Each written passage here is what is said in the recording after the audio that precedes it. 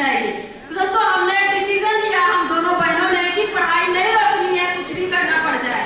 तो दोस्तों हम क्या करते थे, सुबह शाम ट्यूशन पढ़ाते थे और हमारी जो सिस्टर थी उन्होंने प्राइवेट पढ़ाना शुरू कर दिया और रात में हम पढ़ते थे और हमारी सिस्टर सिलाई करती थी क्योंकि उन्होंने सिलाई भी सीखा हुआ था। तो रात में 10 बजे 11 बजे हमको याद है हम लोगों ने एक रेडियो लिया था, उसी के भरोसे जब सिलाई होती थी तो रेडियो चलता था, नहीं तो पढ़ाई सिलाई साथ में चलती थी।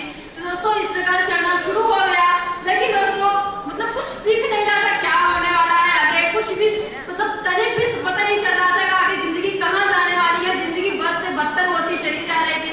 फिर दोस्तों जब पैसे नहीं आता है ना तो आप जानते हैं कि अगर एक भी रुपए किसी से आप मांगना चाहते हैं तो कोई देता भी नहीं है। और दोस्तों बस एक उम्मीद था कि चलो कभी तो भगवान सुनेगा, कभी तो दिन लौट के आएगा। और दोस्तों भगवान का बहुत बहुत धन्यवाद कि एक देवदूत के रूप में एक शेख साहब का एक अजनबी एडवाइजर आता है और बस बात बात में इन्वाइट होते हैं हम लोग और जाके इस बिजनेस को देखते हैं। और दोस्तों बिजनेस देखने के बाद आप जानते हैं कि सबसे बड़ी समस्या क्या आती है, पैकेज आपको लेना है।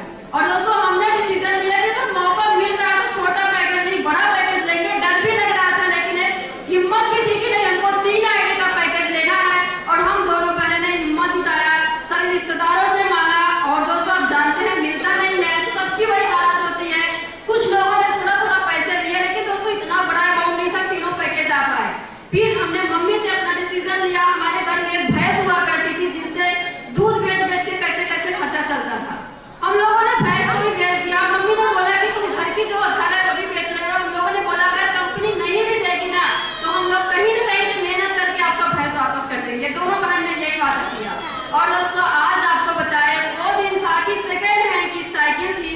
और दोस्तों हमने सर से पूछा सर करना क्या पड़ेगा, तो दोस्तों सर ने बोला कि कुछ नहीं करना है, आपको सीनियर और सिस्टम को फॉलो करना है और जो सारे मीटिंग्स हैं वर्कशॉप है उसको लेने हैं और अच्छी चीजों को डुप्लीकेट करना है। तो बात तो समझ में आ गई कि शायद सबसे आसान काम है। वैसे भी हम लोग नकलची हैं, कुछ भी देखते हैं तो कर जाते हैं। दोस्तों हमने करना शुरू किया डरते डरते, लेकिन दोस्तों मेहनत से हमने कभी नहीं पीछे हटा। मेहनत किया, काम करना शुरू किया। पहली बार चेक आया, थोड़ा सा और चेक बढ़ा तो हम लोग के पास मोबाइल नहीं था, हम लोगों ने मोबाइल निकल लिया। और दोस्तों जो स्ट्रगल हो रही थी साइकिल से, आपको बताया कि हम दोनों वहां साथ में ही काम करते थे, पीछे बैठे थे चलाते थे। और दोस्तों 30-30 60-60 किलोमीटर तक हम लोगों ने साइकिल चलाया था।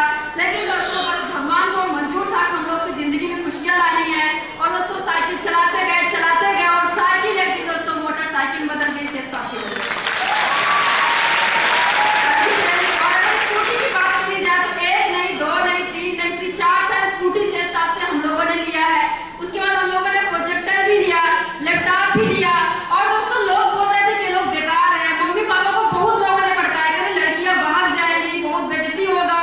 जहां तक लोगों ने बोला कि आपकी लड़कियों की शादी तक नहीं हो पाएगी क्योंकि बहुत ढेर सारी समस्या आ रही थी। लेकिन दोस्तों दिल से धन्यवाद देना चाहेंगे, अपने मम्मी पापा को नमन